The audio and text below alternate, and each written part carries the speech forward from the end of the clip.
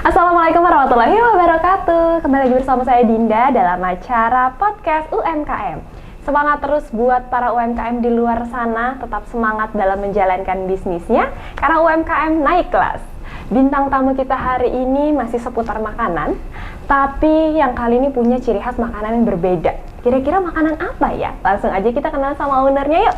Halo Pak Indra. Halo, Pak Indra, selamat pagi. Apa kabar Pak Indra? Alhamdulillah baik. Alhamdulillah baik. Pak Indra, boleh jelasin nggak sih Pak Indra ini owner dari kedai makanan apa? Oke, iya, nama saya Indra. Saya nggak owner, saya co-founder lah. Co-founder. Co-founder dari kedai Rinati. Nah, jadi kami spesialis mangut dan lodeh. Spesialis mangut dan lodeh. Ya. Kedai Rinanti ya? Rinati. Rinati. Ya.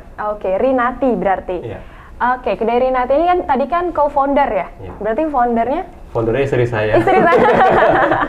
Oh, jadi ini bisnis berdua ya, Iya, Pak ya? betul. Dari tahun berapa nih kedai Rinati? Kalau nama kedai Rinati itu dari tahun 2020. 2020. Iya, tapi sebenarnya bisnis kuliner kami itu udah mulai dari tahun 2007 on off gitu sampai akhirnya terbentuk kedai Rinati setelah kami terpilih join di 100 besar peserta FSI Food Startup Indonesia tahun 2020 yang diselenggarakan oleh Pak Parekraf. Oh, Menparekraf. Iya, jadi kami waktu itu diundang ke Bali buat ada coaching klinik, kami ada workshop, terus ketemu investor gitu. Dari situlah muncul nama ini. Sebenarnya perubahan dari bisnis kami sebelumnya yang namanya Ayam Pedas Kapok Lombok gitu. Oke, berarti awalnya itu Ayam Pedas Kapok Lombok. Itu di tahun? Ayam Pedas Kapok Lombok itu tahun 2010.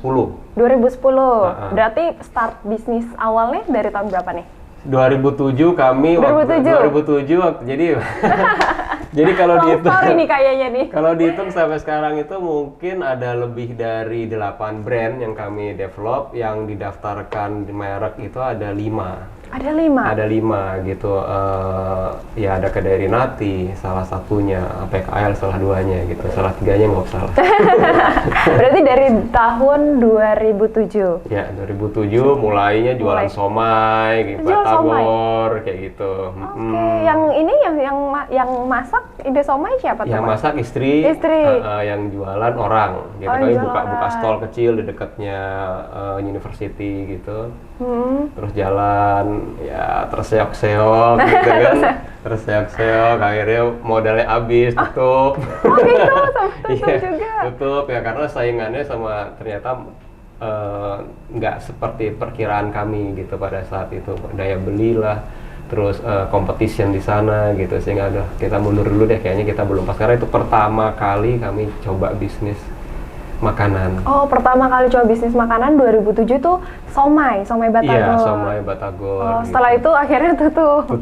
Terus buka usaha lagi. Buka usaha lagi 2010. Nih, Ayam Pedas Kapok Lombok gitu. Oke. 2010 punya resto kecil, tadinya sekitar 20 meter, terus sampai setahun kemudian pindah lokasi ke sekitar 200 meter gitu. Ya itu lumayan jalan, awalnya bagus, terus ya sesuatu terjadilah di sana, ternyata penjualan turun terus.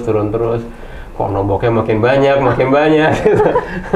Akhirnya tutup lagi. Tutup lagi di tahun 2010, kami tutup 2013 gitu. 2012 berarti 2007 bangun, 2010 tutup, 2010 bangun lagi ya, bangkit lagi 2010, 2012 tutup. Tutup lagi, bangkit lagi 2017.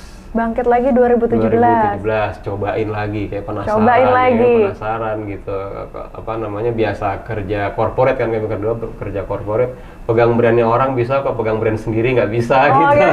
Jadi penasaran gitu. Penasaran sebenarnya di mana sih salahnya, di mana sih hal yang perlu kami perbaiki gitu. Akhirnya coba lagi di tahun 2017 akhirnya. 2017 coba lagi, dengan startnya kami buka garden sebenarnya. Jadi ada tanah 1000 meter gitu.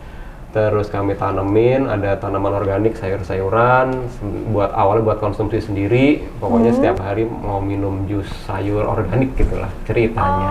awalnya dari Iya, garden. terus banyak teman dateng, terus kerja di sana lah, ngobrol, pada perlu kopi, pada perlu cemilan, pada perlu makan siang dan lain-lain. Kenapa nggak disiapin aja? Gitu, Terinspirasi. akhirnya, buka lagi gitu. 2017 namanya tadi Ayam Pedas Kapok Lombok di Pekarangan Rinati. Oh, di Pekarangan Rinati. Ya, jadi lokasinya Pekarangan Rinati, terus makanannya Ayam Pedas Kapok Lombok gitu. Terus berubah nama kedai Rinati ini di tahun 2020. Oke, berubahnya karena apa tuh, Pak? Berubahnya karena ya pada saat acara FSI itu setiap kami tanya dari mana? Dari Ayam Pedas Kapok Lombok. Oh, dari Lombok ya? Oh, bukan gitu. Kami bukan dari Lombok, kami dari Jawa Tengah. Masakan khas Jawa Tengah. Kok namanya Lombok? Nah, kan jadi iya. Terus ada salah satu si mentornya bilang, wah ini kalau dari Feng Shui ini artinya naik turun nih. Kamu gimana bisnis naik turun apa enggak? Gitu. Oh ya kok tahu saya bilang gitu. Oh, dibaca dari Feng Shui-nya? Iya, jadi ada yang bisa baca Feng Shui, salah satu mentornya gitu. Oke deh, ntar saya rubah deh, saya bilang gitu aja. Oke, jadi dari situ akhirnya merubah nama sekarang jadi Kedai Rinati. Jadi supaya inline juga sama lokasinya di Pekarangan Rinati, terus namanya Kedai Rinati. Jadi ke Rinati makannya Kedai Rinati. Kedai Rinati. Oh, jadi akhirnya ya udah deh dipakamin aja nih Kedai Rinati. Iya. Terus Feng Shui-nya ditanya lagi nggak, Pak? Setelah belum. Oh, belum ketemu lagi soalnya. Belum ketemu lagi ya. Terus kan ini banget ya, banyak banget perjuangan. Apa sih Pak alasan untuk tetap terus ayo kita coba lagi? Iya, jadi kami berdua itu pasangan yang suka kulineran gitu. Jadi setiap ada kesempatan liburan gitu, kami katakanlah kami mendarat di Medan, terus kami jalan darat ke Brastagi, ke Danau Toba, mampir gitu kuliner di sekitar sana. Kami mendarat di Bali, jalan darat keliling Bali, mampir. Ternyata banyak banget kulineran, termasuk dari Jawa Barat, Jawa Tengah kami keliling banyak banget dan kayaknya bisnisnya enak gitu. Kalau corporate kan pusing ya, corporate pusing gitu. Kalau ini kayaknya santai gitu, bisa masak, tamu dateng, lihat orang makan suka bahagia gitu kan, dapat ratingnya bagus, oh ini bagus gitu. Jadi kayak tenang gitu. Terus banyak banget ternyata makanan Nusantara. Kalau kami kayak ke luar lah, ke Indochina gitu, di sana ada green curry, padahal kita punya lodeh. Rasanya bentuknya sih mirip-mirip, cuman kalau green curry lebih terkenal dibandingkan sayur lodeh kan gitu. Iya. Ya akhirnya kami bikin sayur lodeh di sini, harapannya ya bisa nyebar juga gitu sampai ke mana-mana gitu sayur lodehnya gitu. Jadi salah satu kenapa kami berpikir untuk dikalengin karena supaya distribusinya bisa lebih meluas lagi. Gitu. Iya.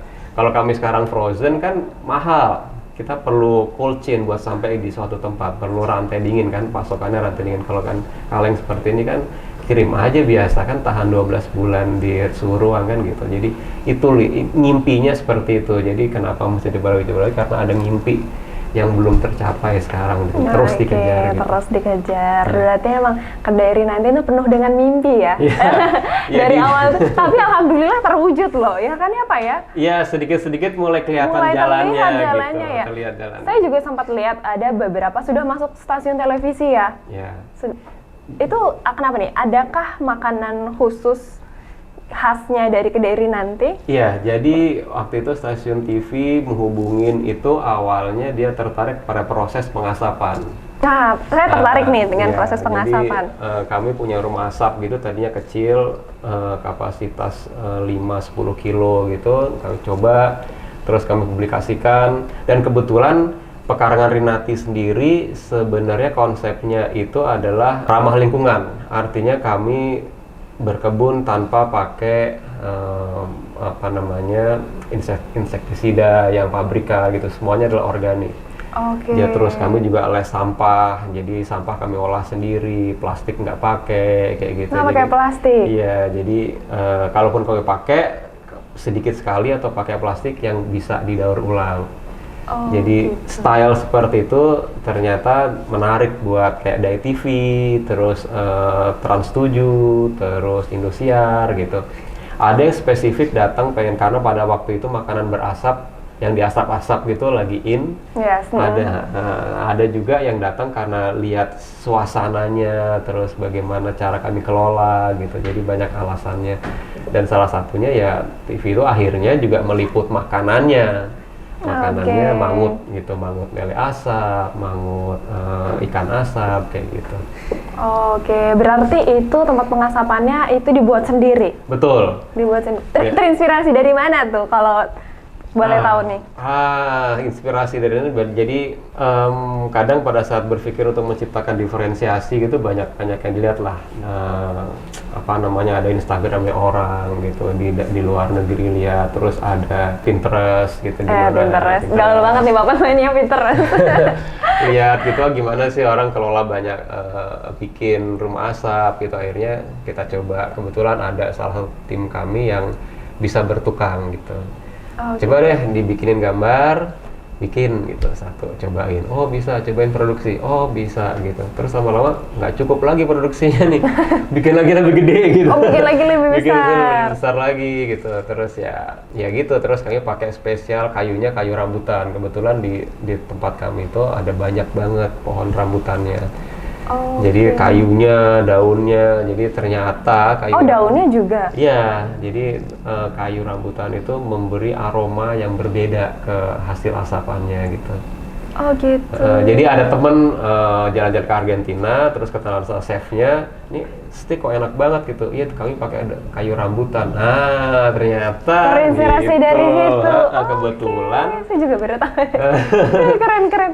Kebetulan yang banyak pohon rambutan, nggak banyak lah, ada 5-6 pohon gitu besar-besar.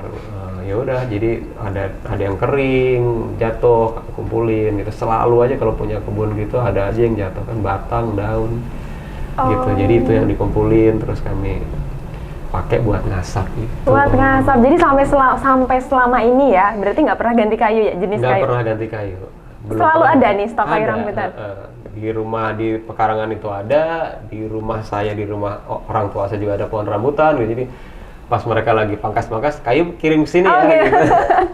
Kayunya kirim ke sini ya gitu. Kirim ke sini ya gitu. Jadi kami pakai. Jadi wangi asapnya berbeda. Iya, wangi asapnya beda.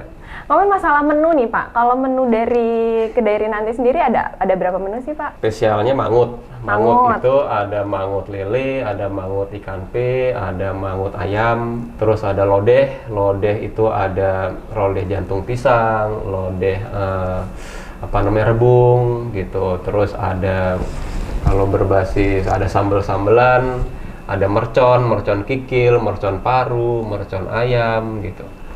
Lagi ya banyak ya, banyak. Yang ini yang masak, yang bumbunya dari mana inspirasinya? Jadi semua bumbu itu di-develop sendiri. Jadi kami coba-coba sehingga ada yang bilang bahwa ini kok mirip sama masakan dari Bali karena banyak serehnya. Ada yang bilang juga ini kok rasanya somehow sambelnya kayak masakan dari Medan. Jadi karena kami develop sendiri kan, jalan-jalan terus cobain bumbu ini terus kayak seolah terjadi satu merge gitu, terus jadi rasanya ya gini gitu. Jadi kalau ditanya ini inspirasi dari mana, ya hasil jalan-jalan. Hasil traveling ya. Hasil traveling ya, keren banget ya. Iya, tapi basic nggak ada yang ini Pak, sekolah chef atau salah satu kerja di market makanan? Enggak. Jadi gini, kalau istri saya TIN apa? Teknologi Industri IPB lah, dia lulusan IPB. Teknologi Industri kerja di FMCG gitu. Jadi nggak tahu berhubungan atau enggak, tapi dia suka masak gitu. Emang hobi masak dan masakannya enak. Ini bukan karena istri saya. Iya. Jadi emang karena beneran. Terbukti ya. Karena betulan enak gitu. Jadi memang saya encourage, masakan kamu tuh enak, kalau cuma dinikmatin sekeluarga aja kayaknya sayang deh. Kenapa nggak coba buka, siapa tahu ada orang lain yang juga suka, tertolong dengan ini gitu. Ya udah, akhirnya dia coba masak, coba jualan, ternyata responnya bagus gitu, pada suka. Ya udah lanjut gitu. Jadi memang develop sendiri semuanya. Istri saya develop, terus ada ibu mertua juga gitu. Jadi awalnya ibu mertua juga bikin lodeh itu sendiri, ibu mertua bikin garang asem sendiri. Cuman sekarang sudah mulai dibikin bill of materialnya sehingga orang lain bisa kerjain gitu. Hanya skill, kalau khusus garang asem nih hanya skill buat bungkus pakai daun pisang supaya nggak bocor. itu belum bisa diturunkan. Nggak semua orang bisa tuh ngebungkus. Nah, karena garang asem kan makanan yang di dalamnya ada airnya. Iya. Tapi kami nggak mau pakai plastik. Oh, jadi mau pakai daun pisang. Daun pisang. Jadi ada teknik ngebungkus tertentu yang membuat dia bisa rapet, si air di dalamnya itu nggak keluar gitu. Udah berapa kali diajarin belum berhasil juga, bocor, selalu dia netes. Selalu bocor. Jadi kalau ibu mertua saya yang bungkus aman. Nah, gitu. Jadi tapi kalau pindah tangan tangan beda. Emang masak itu gitu ya? Berarti nggak mitos ya? Nggak mitos berarti ya? Iya, jadi itu skill itu. Jadi kalau dari sisi rasa udah bisa diinikan, tapi teknik khusus yang garang asam. Teknik garam asamnya khusus, ada tangan tersendiri lah ya. Betul. Kalau kuliner ada jadwal gitu Pak? Setahun berapa kali sama istri? Traveling. Ya setahun sekali paling nggak. Pasti disempatkan buat update situasi di luar seperti apa gitu, sambil refreshing juga buat anak-anak. Biasa sih selalu disempatin. Hanya kemarin pandemik ini jadi 2 tahun udah bosen banget di Jakarta. Udah bosen banget di Jakarta ya. Oh iya, ngomong masalah pandemi, gimana nih bisnis selama pandemi 2 tahun belakangan Pak? Alhamdulillah ya. Jadi kalau boleh cerita sih jatuh bangunnya gitu ya. Kami nikmatin banget prosesnya sebenarnya. Kami nikmatin lah. Pada saat rugi dinikmatin, lagi untung dinikmatin gitu ya. Lagi jatuh ya bangun lagi gitu. Memang tahun 2019 itu masih merugi, kami nombokin. 2019 nombokin. Dan alhamdulillah 2 tahun belakangan itu sudah mulai break even point. Jadi somehow di tengah pandemik bisnis kami malah growth. Di tengah pandemi bisnis kami malah growth gitu. Tadinya kami nombok, ini udah 2 tahun nih bisa break even, kami bisa nutup operasional. Nggak ada tombokan lagi. Nggak ada tombokan lagi selama 2 tahun ini. Berarti sistemnya yang diganti online atau seperti apa? Iya, jadi ada beberapa hal yang kami lakukan. Memang tadinya hanya offline, fokusnya di food service, terus kami coba buka online. Terus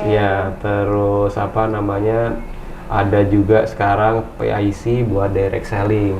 Oh, ada PIC sendiri buat direct selling. Direct selling baik buat jual langsung ke konsumen maupun ke korporasi, bikin catering kayak gitu.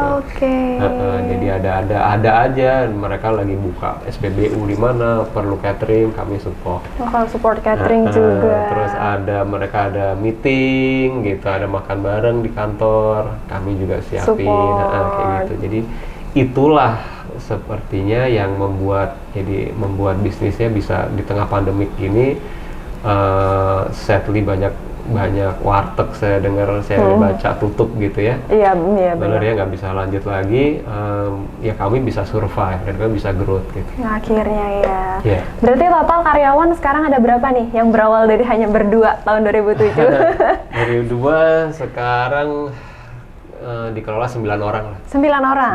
Total keseluruhan karyawan? Ya, nggak terlalu besar, timnya kecil aja. Tapi sudah lumayan lah ya? Lumayan gitu. Dan nggak semuanya juga kerja di kantor atau kerja ke toko kami gitu. Ada juga yang kerja di rumah gitu, jadi nggak selalu harus datang. Oh, nggak selalu harus datang. Iya, jadi mereka tanggung jawabnya pokoknya follow up ini, follow up itu. Jadi kayak kantor-kantor gitu lah, work from home gitu. Silakan work from home. Bisa ya work from home ya. Baik sekali ya ownernya ya, bisa work from home. Pokoknya beres gitu. Yang penting kerjaan beres. Betul. Oh gitu, keren. Kalau boleh tahu nih kan sekarang sudah banyak nih karyawannya ya. Omset per bulan kira-kira berapa sih yang sudah didapatkan? Saya takut nih ntar didatengin Bu Sri Mulyani kalau bicara omset. Iya, masalah pajak ya. Tapi yang jelas itulah bahwa cukup gitulah. Cukup lah ya. Alhamdulillah nggak nombok lagi. Dan skala masih UMKM. Alhamdulillah selama pandemi kami nggak ada potongan gaji gitu, nggak ada. Gaji dibayar full, alhamdulillah kami nggak ada potongan, jadi bisa jalan seperti biasa normal gitu. Bisa jalan seperti biasa normal. Tadi kan kita sempat ngobrol masalah karyawan ya. Bapak punya cerita menarik masalah karyawan, boleh diceritain nggak? Itu terjadi di tahun 2012 ya. 2012, ya, 2012 pada saat itu kami ada kelola punya buka resto lah. Kecil 200 meter gitu, karyawannya ada 10-12 orang. Nah, karena ya kami berdua masih kerja corporate pada saat itu, sehingga cuma bisa ngecek sekali-sekali. Pada saat yang kami lihat adalah penjualan tuh kok kenapa terus turun gitu. Kenapa penjualan tuh terus turun? Padahal awalnya bagus, kalau lama-lama nomboknya makin besar gitu. Nah, pada suatu waktu disempatin buat mampir. Ternyata udah tutup, padahal belum tutup. Harusnya di harusnya jam operasionalnya masih buka, dia tutup. Dia sudah tutup. Ya dong, kan ada yang jaga di dalam. Saya tanyain, kenapa kok udah tutup? Iya Pak, kami sepakat buat tutup lebih awal. Loh, kok gitu? Gitu kan? Saya tanya. Alasannya? Banyak lah. Mereka alasannya banyak lah. Mereka bisa kasih alasan banyak sekali. Cuman saya bilang, lo harusnya kan itu keputusan di saya, bukan di kalian. Iya. Terus pada saat coba diinvestigasi lebih lanjut, akhirnya mereka ya kami pada mudik aja deh, nggak mau lagi di sini. Lah, kok malah gitu? Gitu. Karena semua tuh serempak. Semua, karena mereka semua adalah dari satu daerah gitu. Oke, diambil oleh agensi satu daerah, tiba-tiba semuanya minta mudik. Nggak ada gitu. Satu yang stay. Nggak ada yang stay gitu. Ya udah terpaksa kan, ya udah. Kalau gitu, ya udah diselesaikanlah kewajibannya. Udah kita tutup dulu bisnisnya. Jadi itu pada saat itulah kami berhenti karena agak susah percaya sama orang pada saat itu ya. Tadinya berharap bisa diserahkan manajemennya. Ya lesson learn-nya adalah ternyata ya kalau mau bagus ya jangan ditinggalin 100%, dipercayakan ke orang lain lah gitu. Ini sih. Jadi kalau bisnis itu lebih baik dipegang sendiri ya langsung? Ya kalau nggak bisa pegang sendiri jangan 100% dilepas, harus ada monitoringnya harus tetap jalan. Berarti waktu itu benar-benar dilepas semua 100%? Betul, ya kami berdua masih kerja pada saat itu. Awalnya komitmen istri saya mau resign, ternyata nggak resign. Ya akhirnya diserahkan ke pegawai. Semua diserahin ke pegawai. Diserahkan pegawai, ya belum pas aja dapat pegawainya mungkin ya, jadi nggak jalan. Akhirnya, tapi sekarang istri sudah mengalah untuk berhenti. Sebenarnya bukan ngalah, dia yang suka berhenti. Dia yang suka berhenti. Jadi mungkin udah hektik banget ya kerjaan corporate. Yaudah deh, saya kelolain. Ya udah silakan gitu kan. Ini saya bilang ini masa depan. Kita kerja sama orang buat sementara nih, nggak pernah tahu kan. Perusahaan besar bisa collab, kecil juga collab, sama aja lah. Kalau kita pegang sendiri ya insya Allah kita bisa tahu situasinya gitu. Ya udah dia akhirnya bisa tahu, bisa handle ya Pak ya. Kalau sendiri tuh kita bisa handle ya. Bisa handle. Perhitungannya dari semuanya, ditambah lagi memang istri juga suka ya Pak ya. Suka kuliner, suka masak. Iya. Berarti kalau bapaknya masih kerja? Wah, saya masih ngamen di mana-mana. Masih ngamen di mana? Nggak apa-apa ya, jadi pemasukan kan semakin menambah. Kalau untuk dari nanti ke depannya, inovasi ke depannya seperti apa nih? Iya, jadi saya ngelihat gini lah, kalau bisnis mau berkembang tuh aspek legalitas perizinan harus lengkap ya. Jadi apalagi kemarin ya pada saat ada rahasia nih yang produk frozen gitu kan, wah kami ketar-ketir tuh. Ini omset nggak seberapa, terkena penjara dan lain-lain gitu kan. Ngeri juga Ngeri kan. Akhirnya kami mulai tuh ikut-ikutan daftar sign up ke BPOM, ke bimbingan teknis gitu, CPPOB dan lain-lain gitu. Memang dari situ dapat ilmu baru lah bahwa memang aspek legalitas itu perlu karena berhubungan sama keamanan pangan ya. Jangan sampai orang makan, dikonsumsi, terus terjadi sesuatu yang buruk gitu ya. Tidak diinginkan. Tidak diinginkan, keracunan apalah gitu. Dan memang pada saat ada rahasia itu kami freeze tuh, nggak berani jualan tuh. Iya, nggak berani jualan yang frozen ya. Oh, berarti frozen ya. Frozennya berhenti gitu. Atau kalau ada yang order, ya kamu bilang bahwa segera dikonsumsi ya, gitu. Jangan disimpan gitu, jangan dikirim jauh dan lain-lain. Harus selalu ikutin bahwa dia harus selalu beku gitu, selalu diingetin kayak gitu. Karena nggak mau terjadi sesuatu kan. Sampai akhirnya kami mikir, kalau mau dapat BPOM itu harus semua fasilitas produksi sarana standar, memenuhi CPPOB gitu. Kalau buat dalam negeri ya, cara produksi pengolahan yang baik lah gitu. Dan setelah dihitung-hitung, buat menuhin itu mahal Renovasi dapurnya itu mahal. Oke. Belum juga prosesnya, tektokannya gitu. Meskipun ya akhirnya tempat kami itu pada saat itu jadi mitra binaannya Balai POM Serang karena masuk area sana. Oh, masuknya area Serang. Iya, masuknya area Serang. Jadi ikut bimbingan teknis, sudah dapat sertifikasi BIMTEK, tinggal kejar sertifikasi CPPOB. Tapi prosesnya lama ternyata, dan itu investasi kitchennya itu yang mahal sarana produksinya.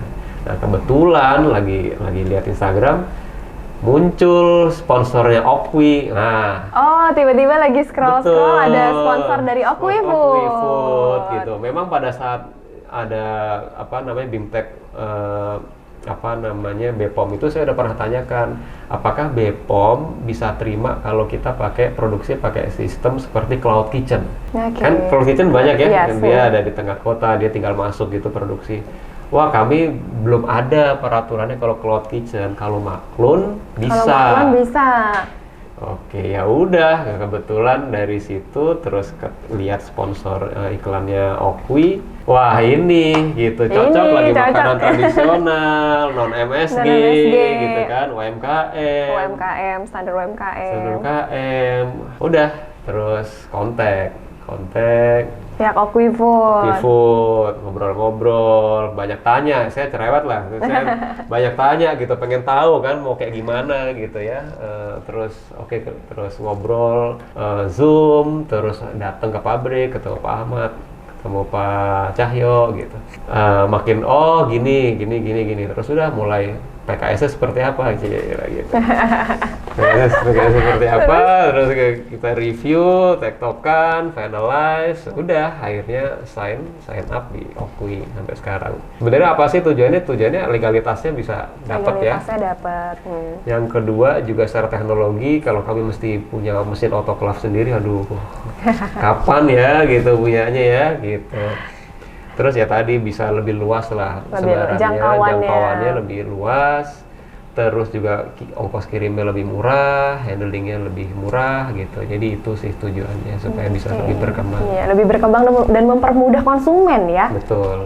Berapa menu ya Pak yang dimaklonkan? Sekarang kami coba satu dulu nih, satu aja masih karantina, baru lepas kemarin kan. 14 hari karantina. 14 hari karantina. Iya, jadi baru mau diambil kita nanti satu. Sebenarnya kalau serinya sekarang kan yang kami maklonkan serinya mercon. Oh, mercon. Berarti yang mercon. dimaklonkan tuh mercon, oseng mercon. Oseng mercon. Jadi sekarang masuk oseng mercon kikil. Nanti masih ada dua lagi nih, oseng mercon paru, ada oseng mercon ayam. Okay. Terus kemarin udah discuss lodeh. Gitu. Lodeh. Tapi lodeh kemarin discuss kalau dipanasin sampai 120 derajat takutnya jadi bubur lodeh bukan sayur lodeh. Jadi bubur lodeh jadi ya? bubur lodeh gitu, sehingga disarankan ke bumbunya aja, coba nanti kita coba gitu. Oke. Jadi bumbunya si lodeh. Bumbunya si lodeh gitu yang diiniin. Ya ini masih dalam berkembang terus ya. Yang pasti yang sudah fix itu oseng mercon. Oseng mercon kikil ya sudah. Oseng mercon kikil. Oke, keren. Semoga setelah dimaklonkan dengan Okwi Food bisa terjangkau seluruh Indonesia. Bahkan nggak seluruh Indonesia ya, sampai luar negeri. Iya, amin. Amin. Kalau role model sendiri, Pak, ada nggak sih? Role model, saya pertama kali belajar retail itu dari waktu saya kerja di, mungkin tahu ya, salah satu department store di Blok M, punyanya mantan Menteri Pariwisata gitu ya, mungkin tahu lah. Dia itu selalu bergerak, jadi selalu berinovasi, selalu ada hal yang baru. Toko kebakaran, bangun lagi, bikin yang baru, bikin konsep baru gitu. Selalu bergerak gitu. Jadi motonya adalah keep on moving. Keep on moving. Keep on trying. Selalu coba hal-hal yang baru, inovasi baru. Gagal di sini, coba yang itu. Gagal di sini. Jadi jangan pernah nyerah. Jatuh, bangun gitu. Jadi itu menginspirasi saya dan selalu di-encourage buat belajar hal-hal yang baru gitu. udah bikin ini gagal, kamu coba belajar ini. Jadi sampai sekarang itu terngiang gitu bahwa ya nggak boleh berhenti di satu titik gitu. Seperti kalau Habibie bilang kan, kalau seperti naik sepeda, dikayuh aja terus, gitu, lama-lama nyampe. Kalau kamu berhenti ngayuh, jatuh kan? Gitu. Ya kira-kira begitulah. Jadi itu yang coba kami lakukan. Ya, emang hidup itu perkara belajar ya Pak ya. Kita harus belajar lagi. Gagal belajar lagi. Jadi nggak boleh patah semangat untuk belajar. Keren sih. Oke Pak, ini terakhir ya. Boleh Bapak beri promosikan produk Bapak dijual di mana saja? Produk Kedai Rinati, kalau mau belanja offline ke toko bisa datang di Pekarangan Rinati di daerah Kreo. Jadi kami coba aja cek di Pekarangan Rinati, cari di Instagram atau Instagramnya Kedai Rinati juga ada. Kalau online ada di GrabFood, ada di GoFood, juga ada di Marketplace, ada di Tokopedia gitu. Atau juga bisa juga belanja langsung ke direct selling kami, ada nomornya di Instagram Kedai Rinati. Oke, siap. Terakhir ketinggalan nih, kalimat motivasi untuk teman-teman di UMKM di luar sana yang sedang merintis atau mungkin lagi down gitu. Boleh dong, karena keren banget kan pengalamannya dari 2007. Boleh dong Pak, di-share. Jangan pernah capek buat ngejar mimpi, gitu. Karena suatu hari pasti akan tercapai. Yakinlah suatu hari akan tercapai, dan yakinlah dengan law of attraction. Apa yang kita pikirkan, kita sungguh-sungguh kejar, insya Allah bisa tercapai. Wah, keren, mantap. Berarti berwarna mindset ya Pak ya? Iya. Kita harus setting mindsetnya, positive vibes-nya mungkin. Oke, karena memang bisnis itu yang susah konsisten ya? Iya nggak sih Pak ya? Betul, konsisten itu satu hal yang Aduh, pokoknya mau jatuh kayak mana, kalau udah konsisten pasti kita punya semangat lagi. Betul. Tapi kalau konsistennya goyang, ya Allahu alam. Oke, terima kasih Bapak Indra dari owner Kedai Rinati ya, sorry. Rinati, kapan-kapan kita main ke sana ya Pak ya. Karena sama-sama orang Ciledug nih. Siap, ditunggu. Sukses selalu buat Kedai Rinati. Semoga sudah tidak ada lagi drama-drama yang seperti sebelumnya. Semoga ini saatnya terus memuncak dan sampai go internasional ya. Amin. Bersama QuiFood pastinya. Siap, amin. Terima kasih buat teman-teman semua yang sudah nonton. Sampai bertemu di episode selanjutnya. Bye-bye.